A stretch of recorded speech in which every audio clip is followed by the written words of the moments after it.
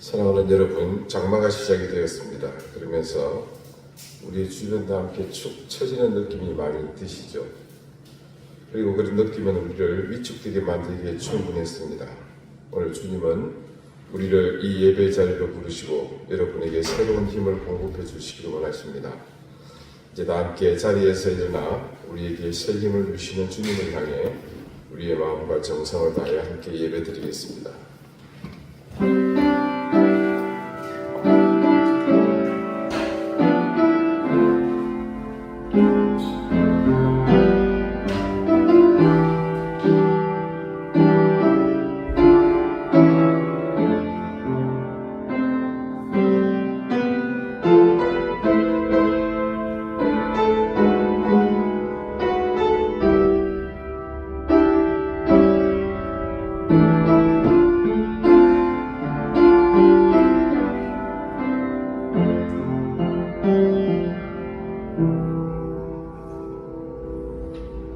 온 땅이여 여호와께 즐거이 소리할지어다.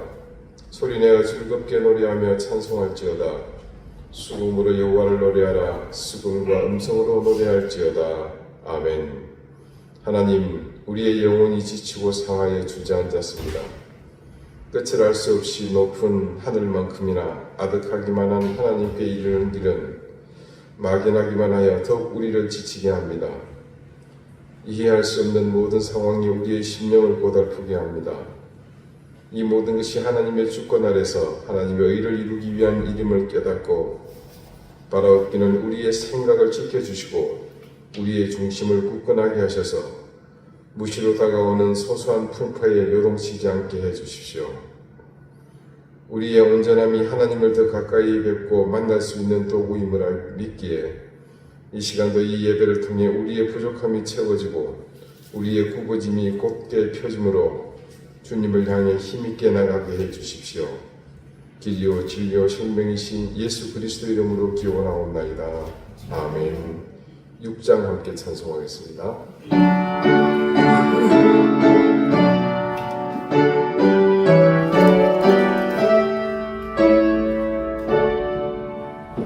목소리 높여서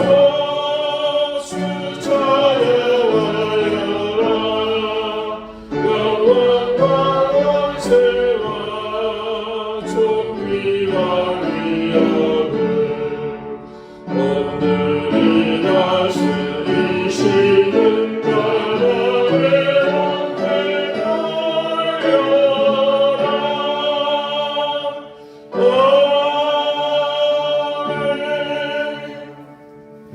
이제 다 함께 참회의 기도를 드리겠습니다.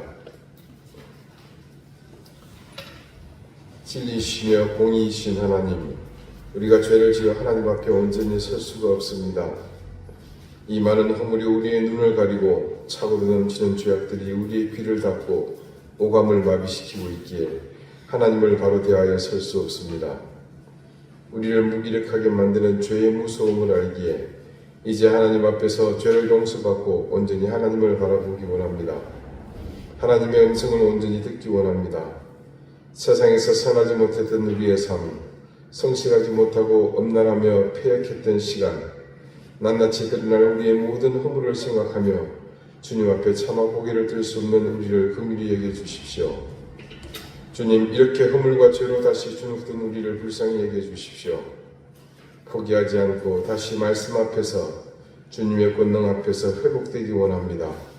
주님, 우리에게 힘을 주시고 은혜를 더하셔서 다시는 그 죄의 길로 빠지지 않게 인도해 주십시오. 이제는 하나님과 나만이 아는 은밀한 죄를 생각하며 계속해서 침묵 가운데 참회의 기도를 드립니다.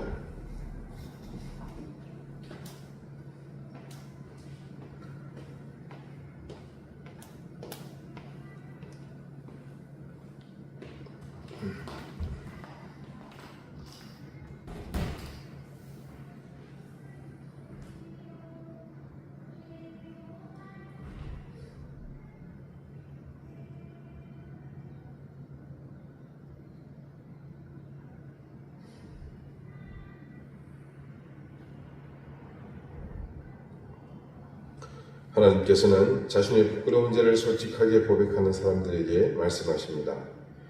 여호와께서는 너희를 자기 백성으로 삼으신 것을 기뻐하셨으므로 여호와께서는 그의 크신 이름을 위해서라도 자기 백성을 버리지 아니하실 것이요. 아멘. 이제는 사도신경으로 우리의 신앙을 고백하오니 나는 전능하신 아버지 하나님 천지의 창조주를 믿습니다. 나는 그의 유일하신 아들 우리 주 예수 그리스도를 믿습니다. 그는 성령으로 잉태되어 동정녀 마리아에게서 나시고 본디오 빌라도에게 고난을 받아 십자가에 못 박혀 죽으시고 장사된 지 사흘 만에 죽은 자 가운데서 다시 살아나셨으며 하늘에 오르시어 전능하신 아버지 하나님 우편에 앉아 계시다가 거기로부터 살아있는 자와 죽은 자를 심판하러 오십니다. 나는 성령을 믿으며 거룩한 공교회와 성도의 교제와 죄를 용서받는 것과 몸의 부활과 영생을 믿습니다. 아멘. 자리에 앉으시기 바랍니다. 이제 다 함께 성시를 기록하겠습니다. 성시는 교동문 37번, 시편 91편입니다.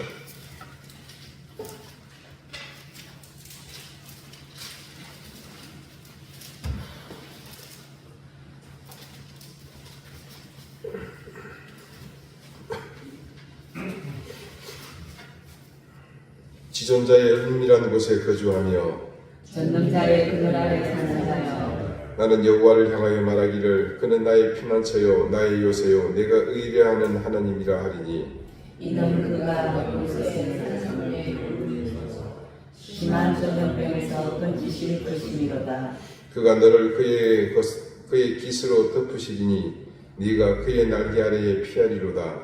그의 진실함은 방패와 손방패가 대신하니 1000명이 내 왼쪽에서 10,000명이 내 오른쪽에서 엎드러지나 이 재앙이 내게 가까이 하지 못하리로다. 그가 너를 위하여 모든 천사들을 명령하사 내 모든 길에서 너를 지키게 하시니라. 하나님이 이르시되 그가 나를 사랑한즉 내가 그를 건지리라. 그가 내 이름을 안즉 내가 그를 높이리라. 아멘. 기도드리겠습니다. 하나님, 약속된 듯 어김없이 장마가 찾아왔습니다. 한치 어김없이 늘 우리 곁에 변화하는 자연의 모습에서 우리에게 가장 가까이 오시는 하나님의 손길을 느낍니다. 하나님, 이 가운데서도 우리가 하나님을 볼 수 있는 영적 지혜가 있음에 감사드리며 우리의 생이 그래서 더욱 이 어두운 세상에서 빛나게 될 것임을 믿습니다. 지난 목요일 은혜회 삼촌 우리가 함께 회복을 위해 간절히 기도했던 고 박성석 형제가 주님의 부름을 받았습니다. 우리의 기도가 응답되지 않았다고 실망하지 않게 해주십시오. 그저 하나님의 자비하심을 바라는 마음으로 우리가 함께 기도했고 무엇보다 감사한 것은 신앙이 없었던 박성섭 성도가 우리와 함께 예배를 드렸으며 그리고 하나님의 부르심을 받기 직전 예배와 찬송 속에서 천국에 입성했다는 사실에 오히려 감사하게 해주십시오. 박미진 집사와 가족들을 하나님께서 위로해 주시고 그 가정이 복음을 접하며 구원의 길에 함께 서도록 인도해 주십시오. 하나님, 우리가 한 교회로 부름받아 서로 중보하며 기도하며 사랑하게 하심을 감사드립니다. 이 귀한 일이 쉼이 없게 하시고 서로를 사랑하는 그 마음을 평생 간직하며 우리의 신앙 자산으로 삼게 해주십시오. 세상은 나날이 격변하고 있습니다. 국가와 민족은 자신만을 위한 이익에 적과 동지를 구분하지 않고 순간의 이익에 서로 등을 돌리고 손을 내밀기를 주저하지 않습니다. 정의도 공리도 진리도 하다못해 의리마저도 실종된 세상에서 우리가 믿고 의지할 것은 오로지 하나님밖에 없음을 더욱 절감하며 우리의 믿음을 더욱 견고히 하는 기회가 되게 해주십시오. 기형적인 정치 형태는 국정의 불안을 더욱 가중하고 있습니다. 더 이상 자신의 이기적 욕망 때문에 공동체를 볼모 잡는 폐악질이 허용되지 않게 하시고 추하고 더러운 모습에 수치를 느낄 줄 알며 상식과 법치에 자신의 무지를 깨닫게 해주십시오. 북한은 러시아와 손잡고 노골적으로 한반도를 위협하고 있습니다. 이 시점에 우리가 무엇을 선택하고 버려야 할지 지도자에게 지혜를 주시고 우리의 잠재력으로 이 국난을 타결해 나가도록 인도해 주십시오. 6월은 우리의 가슴이 많이 더 시리고 아픈 계절입니다. 민족의 가슴에 오래도록 깊은 흉터처럼 각인된 이 아픔의 역사를 기억하며 그 시대를 함께 하시고 우리를 인도하신 하나님의 손길이 있었음을 기억하며 감사하게 해주십시오. 이런 경랑 속에서 우리 사랑하는 교우들을 주님 더욱 긴히 살펴주시기를 구합니다. 하나님의 손길로 세밀하게 그 가운데 역사해 주시고 굳건하신 팔로 우리 교우들의 가정과 생업, 사랑하는 자녀들을 살펴주시고 지켜주십시오. 우크라이나를 침공한 러시아의 폐악질이 절대적인 힘이 아니면 꺾어질 수 없다는 것을 잘 알고 있사오니 그 유일한 손길이신 하나님, 그 망동의 핵심이 되는 푸틴을 속히 꺾어주십시오. 중동 땅에 속히 평화가 오도록 주님 은혜를 베풀어 주십시오. 아프가니스탄의 어려움과 미얀마 국민의 고통을 기억해 주시고 특별히 미얀마 군정에 의해 부모와 격리된 카렌족 어린이들을 돌보는 신주용 선교사에게 능력을 더해 주십시오. 오늘 거룩한 주의 날에 드리는 이 예배가 그런 확신과 믿음의 결단의 장이 되게 하시고 예배가 시작해 이 세상 가운데서 삶으로 이어지며 그래서 열매 맺는 그런 삶이 되도록 우리 교우들을 주님께 더욱더 굳건히 붙잡아 주십시오. 선포되는 말씀에 겸손히 귀 기울이게 하시며 그 말씀이 우리 삶을 비추는 등이 되게 해주시고 비추는 그 길을 따라 한 주간 승리하며 사는 우리 교우들 되도록 인도해 주십시오. 예수 그리스도 이름으로 감사하며 기도드립니다. 아멘.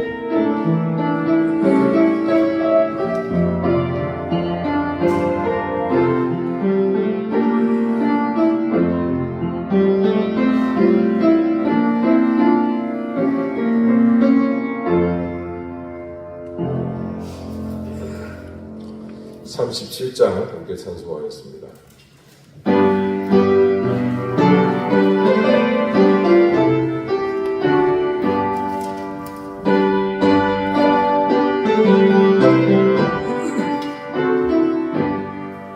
주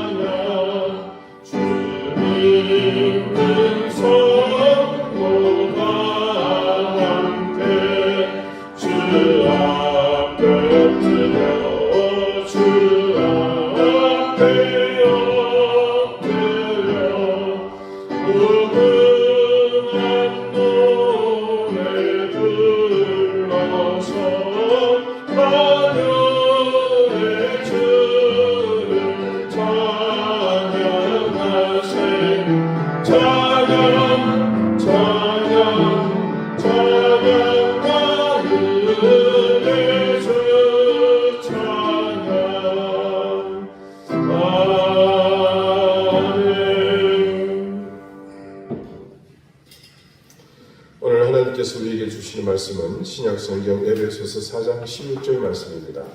신약 313쪽입니다.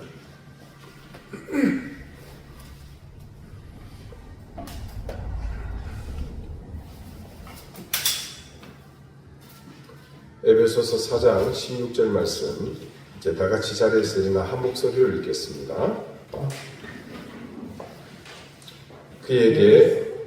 그에게서 온 몸이 각 마디를 통하여 도움을 받음으로 연결되고 결합되어 각 지체의 분량대로 역사하여 그 몸을 자라게 하며 사랑 안에서 스스로 세우느니라. 아멘. 자리에 앉으시기 바랍니다.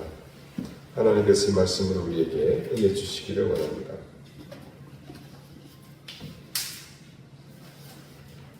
제가 신앙의 열정이 아주 뜨거웠던 청년 시절은 1980년대였습니다. 그때 한국 교회는 성령에 대한 이해가 참 많이 부족했었습니다.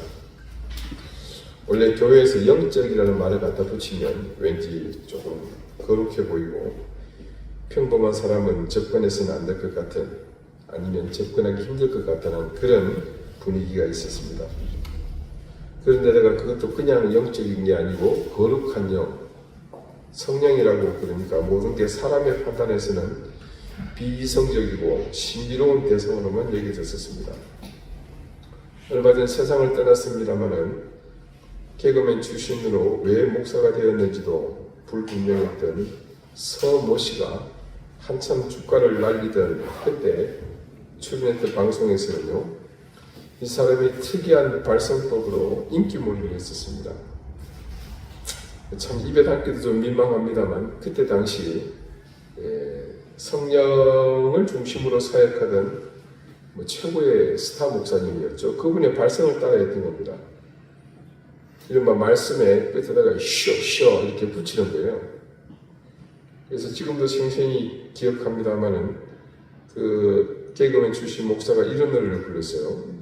산 넘고 바다 건너 물 건너서 뗏목을 타고 가다 뒤집어져셔 막 헤엄쳐 가는데 쉬어. 예, 여러분 들어본 기억이 있으십니까? 네. 이게 방송만 그런 게 아니고요.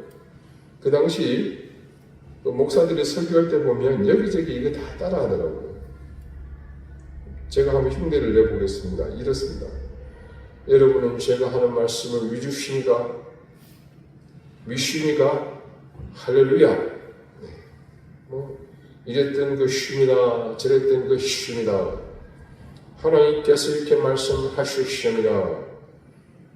이게 제가 이 원고를 따라 치다 보니까 자꾸 오타가 나요. 예, 문법에도 맞지 않은 말이다 보니까. 근데 한 30년 이상 신앙생활 하신 분들, 안일을 보신 지 한 40년 되었네요. 그때를 아시니까 돌이켜보면 어느 교회든 그렇게 설교하시는 목사님들 쉽게 찾아볼 수 있었습니다. 그래서 소위 부흥사로 불리던 목사들의 집회를 가보면 너도 나도 이런 스타일로 강단에서 손짓을 막 하면서 이 집회를 인도했던 것을 볼 수 있었습니다. 그때 우후죽순으로 여기저기 막 생겨났던 기도원에도 가보면 거의 모든 집회 스타일에 이런 모습을 어렵지 않게 볼 수 있었습니다. 근데 이게 어디서 불시에 나타난 것이 아니고요. 조금만 생각을 해보면 전부 다 성경에서 기원을 찾아볼 수 있는 일들입니다. 예수님이 떠나시고 오순절에 성령이 임했습니다. 이전에도 성령의 역사는 성경에서 찾아볼 수 있지만 이때는 예수님이 승천하시고 얼마 되지 않아서 또 그분이 직접 말씀하셨잖아요. 보혜사가 곧 올 것이다. 그 약속에 따라서 아예 노골적으로 그때는 성령님이 대놓고 오셨습니다. 그때 성령이 기도하던 제자들 가운데 오셨다는 사건을 성경은 이렇게 증언하고 있습니다. 사도행전 2장 1절 이하입니다. 오순절날이 이미 이름에 그들이 다 같이 한 곳에 모였더니 호련히 하늘로부터 급하고 강한 바람 같은 소리가 있어 그들이 앉은 온 집에 가득하며 마치 불의 혀같이 갈라지는 것들이 그들에게 보여 각 사람 위에 하나씩 임하여 있더니 그들이 다 성령의 충만함을 받고 성령이 말하게 하심을 따라 다른 언어들로 말하기를 시작하니라. 1절은 보시다시피 그때 상황이 어떤지 설명하고 있습니다. 그리고 그 뒤를 잇는 2절과 3절은 구체적으로 나타난 현상을 증언합니다. 그때 나타난 현상을 보니까요, 첫 번째로 호련히 갑자기 그죠, 하늘에서부터 위에서죠, 급하고 강한 바람 같은 소리가 그들이 앉은 온 집안에 가득했다고 합니다. 2017년에 제가 이 현장을 가봤습니다. 다락방이라고 얘기하기는 조금 부족해요. 홀입니다. 천정이 낮지가 않습니다. 아마도 급하고 강한 바람 같은 소리가 임했다면 그 홀 전체가 다 느낄 수 있는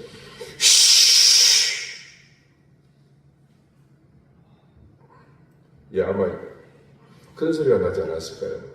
그리고 이어서 마치 불의 혀같이 갈라지는 것들, 그런 것들이 각 사람에게 보일 정도로 나타났다고 증거합니다. 그 결과로 어떤 일이 일어났냐면 성령의 충만함을 받았습니다. 그건 당연하고요. 그 다음에 그들이 그때부터는 성령이 인도하는 대로 각기 다른 언어로 말하기 시작했다고 합니다. 자, 한번 봅시다. 조금 전에 말씀드린 것처럼 위에서부터 뭔가 막 에어컨 바람이든지 뭐든지 확 내려오는 거예요. 급하고 강한 바람 소리 같이.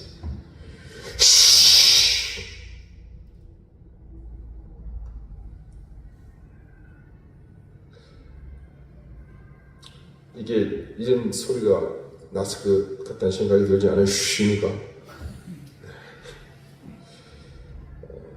그리고 그 다음 불의 혀같이 갈라지는 것이 보였는데, 이게 보여지는 게 뭐 같다고? 불의 혀가 갈라지는 것 같다? 혀가 갈라진다?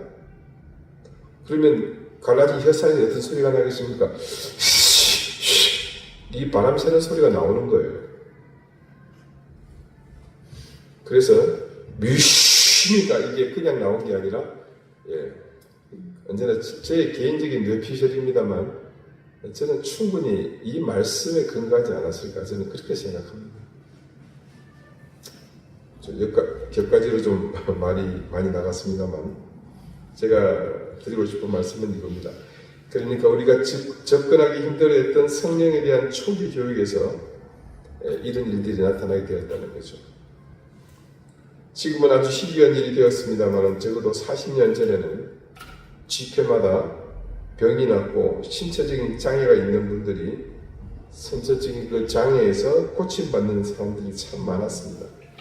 기적이 일어났죠. 그런데요, 그때 그렇게 고침받았던 분들 지금들 다 잘 살고 계시긴 한지 참 되게 궁금해지더라고요. 사실 이게 현실적으로 그 후로 어떻게 그렇게 은혜를 입은 사람들이 뭔가 다른 삶을 통해 우리에게 전해지는 메시지가 있어야 되는데 지금 흔적도 없이 다 사라지고 없죠. 그래서 이게 뭐 그 당시에 쇼를 한 건가?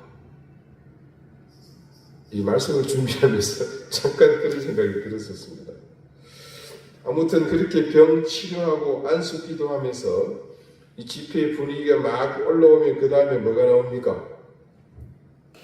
모르는 것처럼 쳐다보세요. 다 아시잖아요. 와이카노 마라카노 와이카노 마라카노. 방언 기도가 등장을 해야 되잖아요. 이 타이밍에 방언 기도가 안 나오면 이 완성이 안 되는 겁니다. 간짜장 위에 계란 후라이, 오므라이스 위에 이 케첩이 반드시 있어야죠. 지금 이 말씀들을 하나로 다 꿰게 되면요, 그 당시에 성령이라는 목걸이가 완성이 됩니다. 성령에 대한 이해는 거의 이 범주 안에 있었습니다. 성령에 대한 올바른 교육이 부재했었고요. 그래서 자연 무지하다 보니까 우리가 가장 가까이 접해야 할 하나님 중 한 분 아닙니까? 그 성령 하나님이 일부 목회자들의 전유물로 여겨지던 시대가 바로 그때였습니다. 그래서 단지 신비한 기운으로 여겨지면서 이런 분위기를 이용하여 일반 성도들이 경외감을 억지로 느끼게 하므로 조금 전 말씀드렸던 그런 일들이 그 시대에 비일비재하게 되었던 겁니다. 물론 저는 이런 과정이 한국교회 성장에 적잖은 영향을 끼쳤다고 부인하지는 않습니다만 또 실제로 데이터가 그렇게 나타났고요. 이런 분위기가 교회에 전반적으로 자리 잡고 있던 시대에 고린도전서 12장 이 성령의 은사에 관한 말씀은 성도들에게 별 설득력이 없었던 것 같아요. 우리 신약 278페이지거든요. 한번 성경 가지고 계신 분들은 펴보시고요. 펴놓고 이 말씀을 잠깐 드리겠습니다. 고린도전서 12장 14절 이하에 보면요. 성령의 은사가 어떤 것이며 성령께서 이것을 통해서 구체적인 어떤 역할을 하시고 또 기능이 어떤 것인지에 대한 말씀이 기록이 되어 있습니다. 한번 들어보십시오. 몸은 한 지체뿐만 아니요 여럿이니 만일 발이 이르되 나는 손이 아니니 몸에 붙지 아니하였다 할지라도 이로써 몸에 붙지 아니한 것이 아니요 또 귀가 이르되 나는 눈이 아니니 몸에 붙지 아니하였다 할지라도 이로써 몸에 붙지 아니한 것이 아니니 만일 온 몸이 눈이면 듣는 곳은 어디며 온 몸이 듣는 곳이면 냄새 맡는 곳은 어디냐 그러나 이제 하나님이 그 원하시는 대로 지체를 각각 몸에 두셨으니 만일 다 한 지체뿐이면 몸은 어디냐. 자 여러분 전체 31절까지 내용인데요. 일부만 읽었거든요. 이게 어떻게 느끼셨습니까? 지금의 시각이 아니라 한 40년 전에 40년 전에 그때 여러분이 신앙생활 할 때를 한번 떠올려 보십시오. 그때 시각으로 이 말씀들을 쉽게 이해할 수가 있었겠습니까? 이게 성령의 사역이라는데 성령의 일하시는 목적이라는데 성령에 대한 인식은 앞서서 말씀드린 대로 거룩하게 구별되는 일부의 목회자들만 소유한 특별한 은사의 상징과 같았습니다. 그리고 그걸 사모하는 평신도들은 기껏해야 와이카노 뭐라카노 방언하는 것을 최고의 목표로 여기던 그때의 그 시절이니 답은 이미 나와 있습니다. 저는 종종 말씀을 깊이 파헤치면서 절절히 느끼는 것이 있습니다.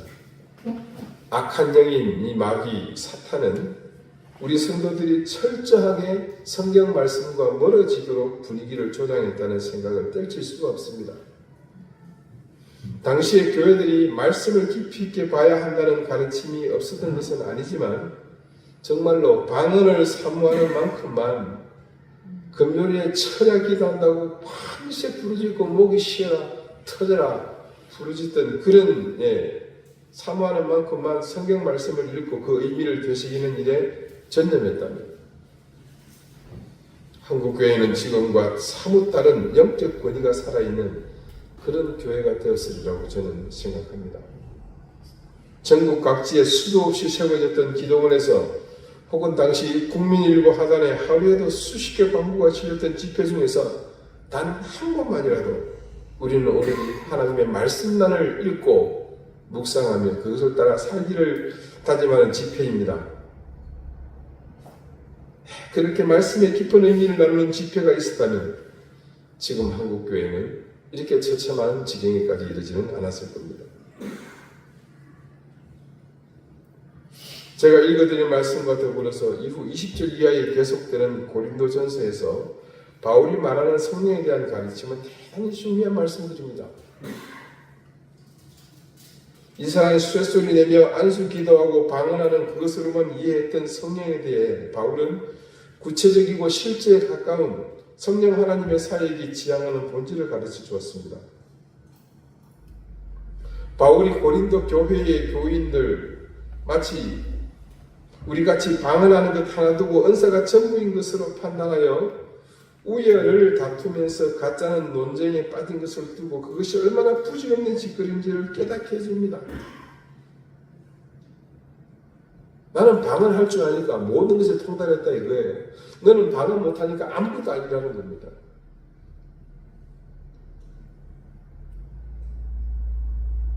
바울이 구체적인 예로 든 것이 사람의 몸입니다. 우리의 신체에서 가장 중요한 머리가 그리스도이며 나머지는 모두가 제각각 자신의 고유 역할을 가진 지체로 한 몸을 이루고 있음을 강조합니다. 여러분, 신체 일부가 탈이 나거나 아니면 기형적일 때 혹은 제 기능을 다하지 못할 때 우리는 장애가 있다고 판단하지 않습니까? 이제는 병원에서 판단하고 장애 등급을 내립니다. 그래서 정신이 온전치 못한 것을 두고 지적 장애가 있다고 하고요. 사지육체 단 한 곳이라도 문제가 있으면 지체장애라고 합니다.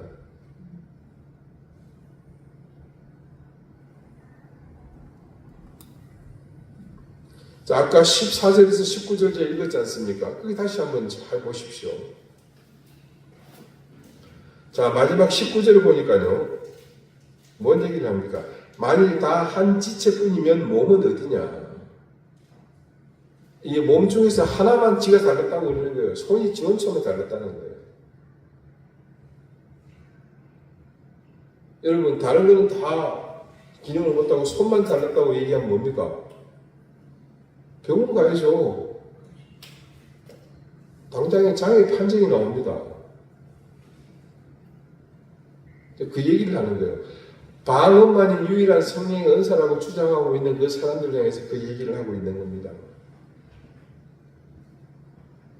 자, 계속해서 20절 이후의 말씀부터 우리가 한번 천천히 읽어볼까요?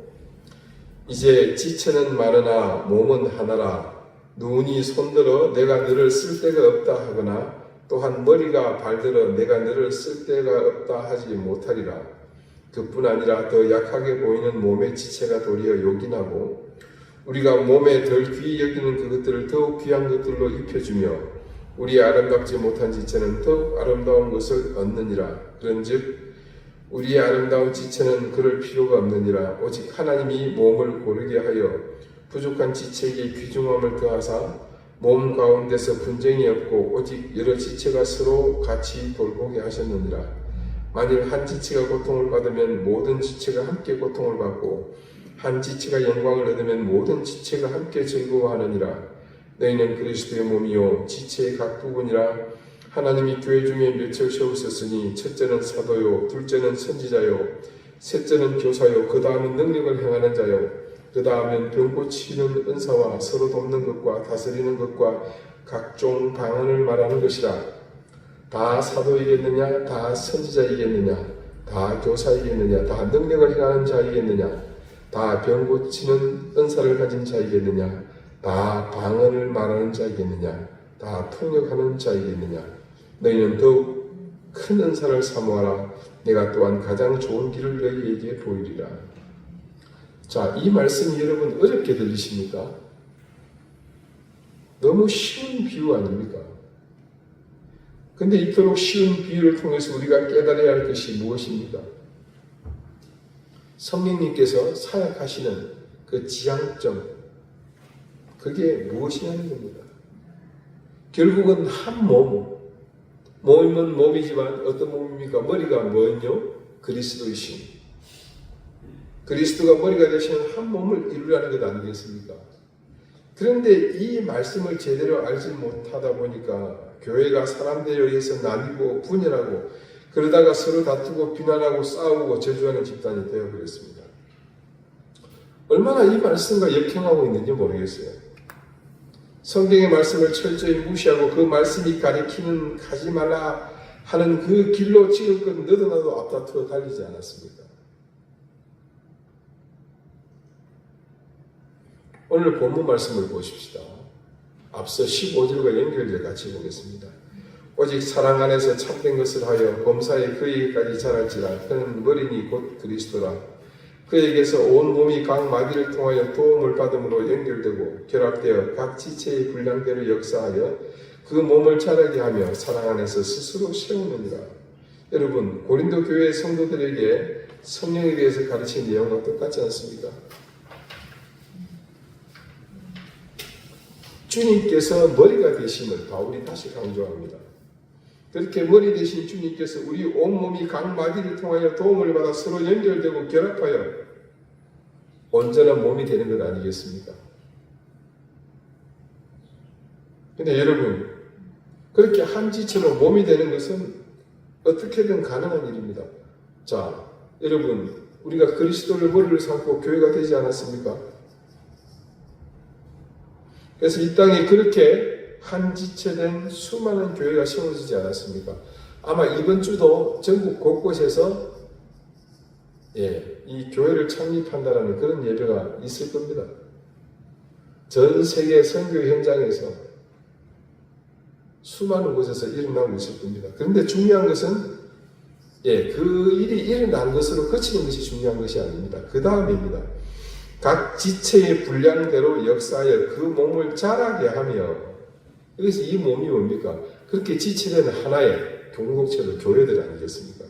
그게 어떻게 해야 된다고요? 자라게 하며 사랑 안에서 스스로 세워져야 한다는 겁니다. 무조건 하나의 몸을 이루는 것이 최종 목표에서 그치는 것이 아니라 각각의 분량대로 힘을 다해서 그 몸을 자라게 해야 합니다. 성장과 성숙을 말하는 겁니다. 성장하지 않고 머물러 있다면 안 될 일입니다. 단지 성장하기만 하고 그 내면이 또한 성숙하지 않으면 그 또한 작은 일이 아닙니다. 그래서 말씀은 최종의 단계, 즉 사랑 안에서 스스로 세우느니라는 이 단계까지 나아가야 함을 증언합니다.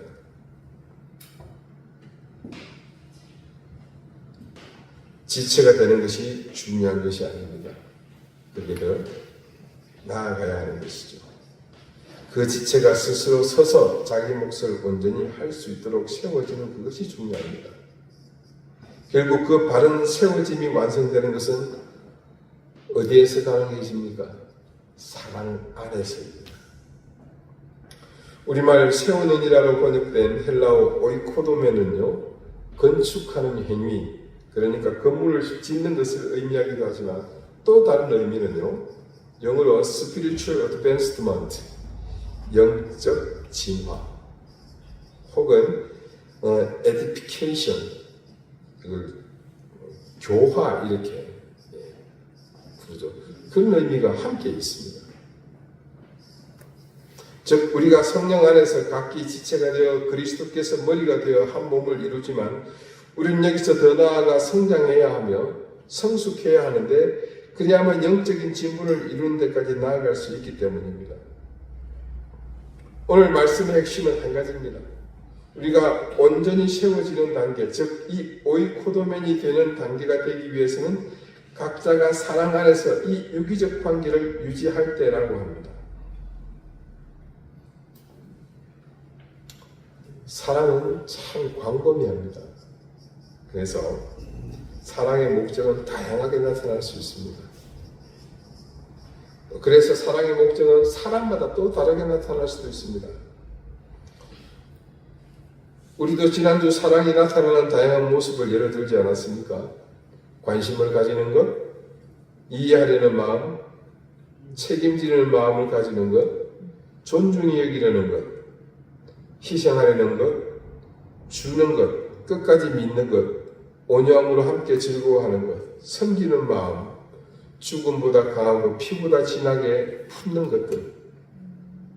자, 이것 말고도 더 많은 상황과 시간 속에서 우리는 다양한 모습으로 나타나는 사랑을 매 순간 마주합니다.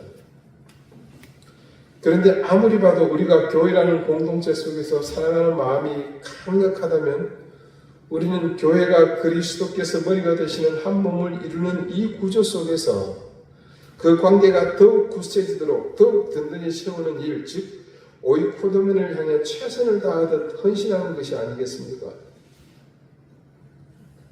그래서 결국 성령 하나님이 교회를 통해 이루시려는 이 사역과 사랑은 결코 뗄 수 없는 깊은 연결고리를 가지고 있다고 볼 수 있습니다.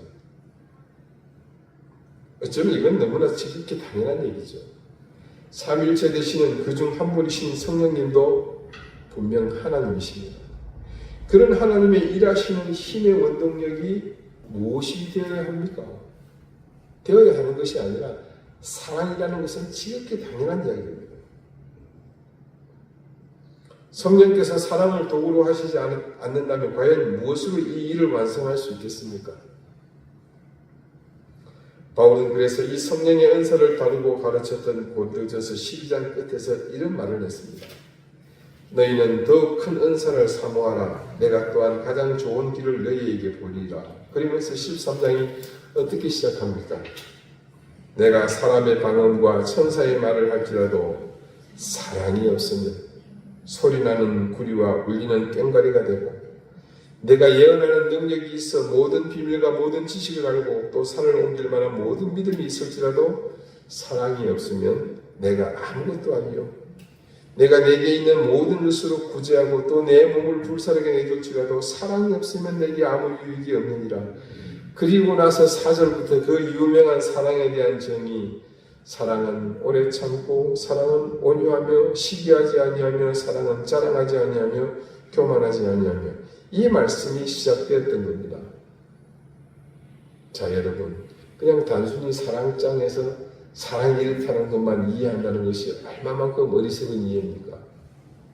무엇으로서의 사랑입니까? 그런 성령의 은사로서의 가장 가치 있는 은사, 가장 좋은 길, 더욱더 큰 은사, 그 사랑이 이런 것이라는 의미입니다. 그러니 우리가 평상시에 알고 있던 고린도전서 13장의 의미에 더 깊은 뜻이 있다는 것을 알 수가 있죠.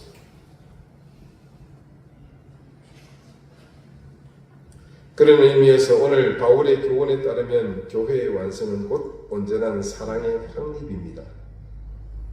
그 사랑이 온전하게 성령 안에서 채워지지 못했기에 교회는 쉬 사랑이 그 가치를 잃어버리고 정작 필요할 때 그 사랑이 제 역할을 하지 못했습니다. 아니, 이런 고귀한 사랑이 어떻게 이렇게 쉽게 훼손될 수 있습니까? 이 의문에 대해서 우리는 쉽게 답할 수 없습니다. 사랑이 고귀한 것이기에 오히려 쉽게 훼손당할 수 있습니다. 그러나 우리는 사랑의 능력이 얼마나 강력한지 잘 알고 있잖아요. 누가 천하 만물 온 우주의 주인이신 하나님을 십자가에 매달 수 있겠습니까? 그분이 왜 십자가에 달리시죠? 그 사랑 때문에 죽음의 길로 가시지 않았습니까? 이 온 세계, 온 우주의 절대자이신 하나님을 죽음으로 내몰 수 있을 만큼의 강력한 힘을 가진 게 뭐다? 사랑이라는 겁니다. 자기의 생명을 대신해서 타인의 목숨을 구하는 그 힘은 오직 사랑할 때만 가능합니다. 찢어주기도 시원찮은 원수를 용서하고 받아주게 만드는 힘이 사랑입니다. 그런데 어떻게 그런 사랑이 이토록 쉽게 무너질 수 있단 말입니까? 저는 이유를 압니다. 여러분, 본디요, 흰 옷이 빨리 더러워지는 법 아닙니까? 그것이 가장 고귀하기에 쉽게 생채기가 나고 흠이 나는 법입니다. 하지만 그 자체가 쉽게 생채기가 나고 오염되고 더러워질지 모르나 그 자체로 사랑은 엄청난 힘을 가지고 있습니다. 그리고 우리의 신앙에서 더 나아가 하나님의 구원 역사에서 그 사랑을 대신할 수 있는 힘은 이 세상에 어떤 것도 없습니다. 그러므로 우리가 이 사랑의 가치를 알고 온전한 사랑을 지켜나가야 할 것입니다. 저는요, 별로 길지 않은 삶을 살면서 이제껏 교회에서 이 사랑이 흔적도 없이 사라지는 현상을 수도 없이 목격했습니다. 여러분, 교회가 조금만 시끄러워져봐요. 분열이 시작되고 쏟아내지면 제일 먼저 사라지는 것이 이 사랑입니다. 눈을 씻고 찾아봐도 없어요. 그리고 비방, 모함, 모욕, 비난, 저주가 난무하게 됩니다. 사랑은요, 우리를 지키는 최종 바리케이트입니다. 이게 사라지니까요, 그게 없어지고 나니까, 이 산에 호랭이가 없어지고 나니까 온갖 짐승들이 다 기어나와 지가 왕이 나는 거예요. 무주공산이 되는 겁니다. 사랑이라는 바리케이트가 사라지고 나니까 이 잡다한 못된 것들이 여기저기서 호기를 쳐들고 사람을 장악해버립니다. 악한 영은 절대 그 기회를 놓치지 않습니다. 그리고 사랑을 잃어버린 그리스도인들은 자신들이 무엇을 잃어버렸는지 그것조차 절대 깨닫지 못합니다. 대신 악한 영이 심어준 비방과 모함과 모욕과 비난과 저주를 마구 퍼부어댑니다.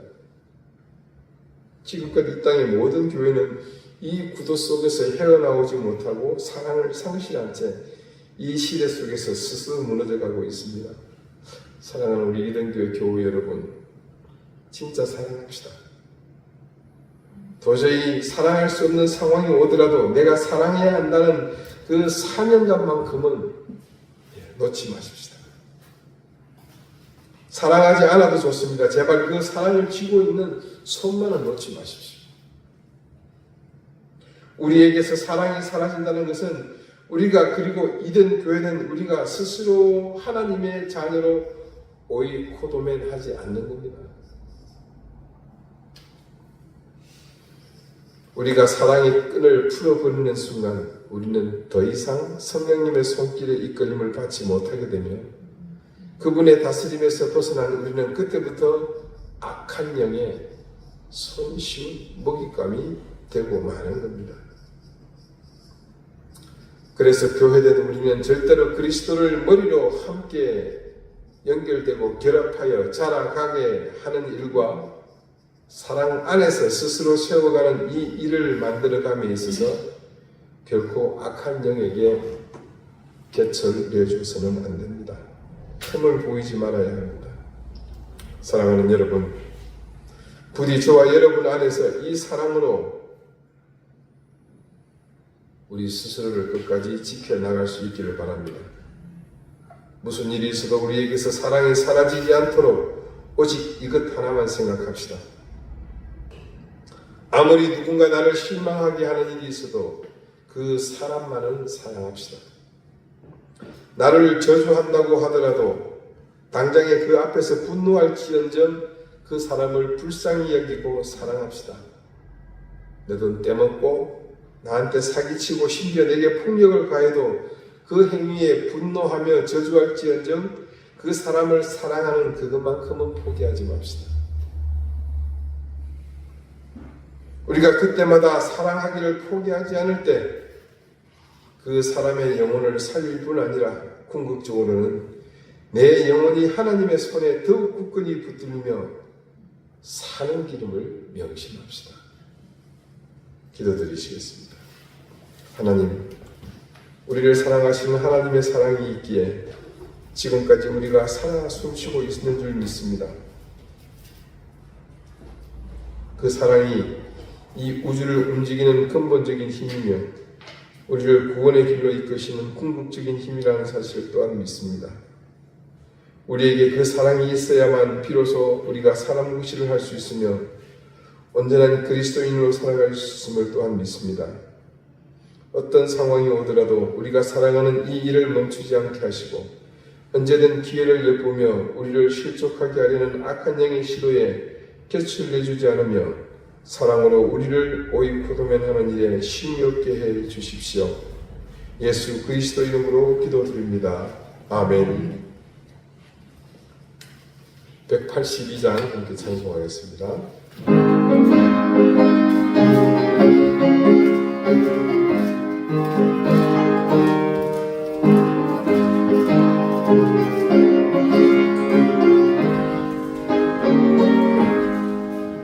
강물같이 흐르는 깊은 성령과 위하여 정결한 마음 영원하도록 그의 갇혀되겠네. 주님 주시는 참된 평화가 내 맘속에 넘치네. 주의 말씀에 거센 풍랑도 잠잠하게 되도다. 나의 생명 소생되게 되는 성령이 하시리라. 모든 일심 슬픔 사라져 주의 평강 넘치네. 주님 주시는 참된 평화가 내 맘속에 넘치네.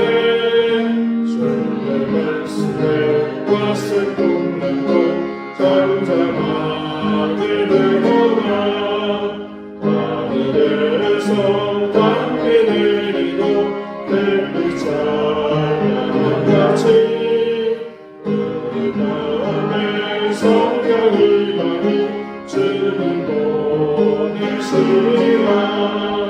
주님 주시는 참된 평화가 내 맘속에 넘치네.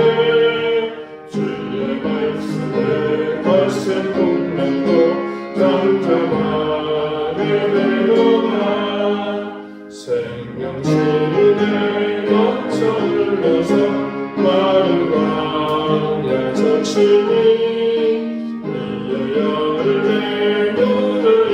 주셔서 근수를 기다리네 주님 주시는 참된 평화가 내 맘속에 넘치네 주의 말씀에 너의 꿈명도 잠잠하게 되도다 놀라우신 주의 은혜로 이의 얼굴 뵙겠네 영원한 만식처에서 영원토록 지겠네 주님 주시는 참된 평화가 내 맘속에 넘치네 주의 말씀에 거센 풍랑도 잠잠하게 되구나.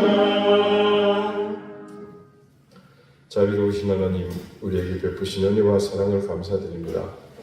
하나님의 사랑과 은혜를 기억하며 주신 것을 구별하여 하나님 앞에 드렸습니다.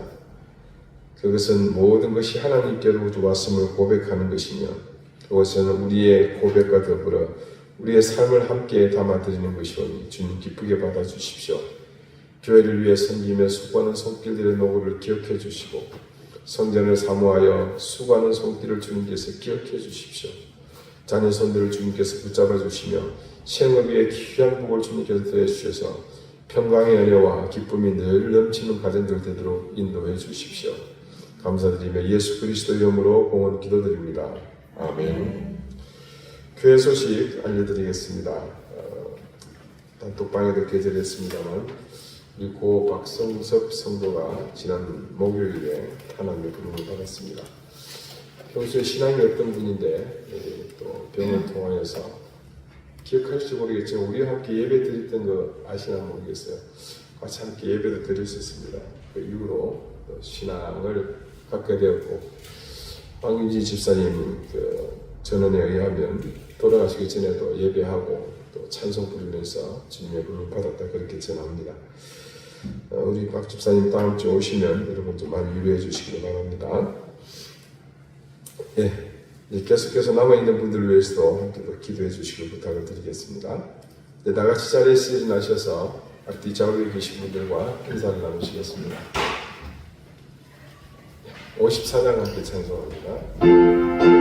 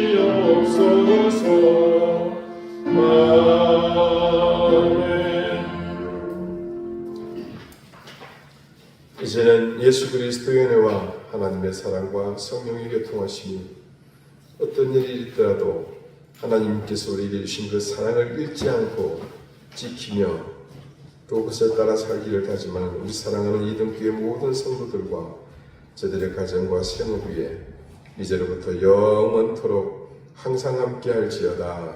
아멘.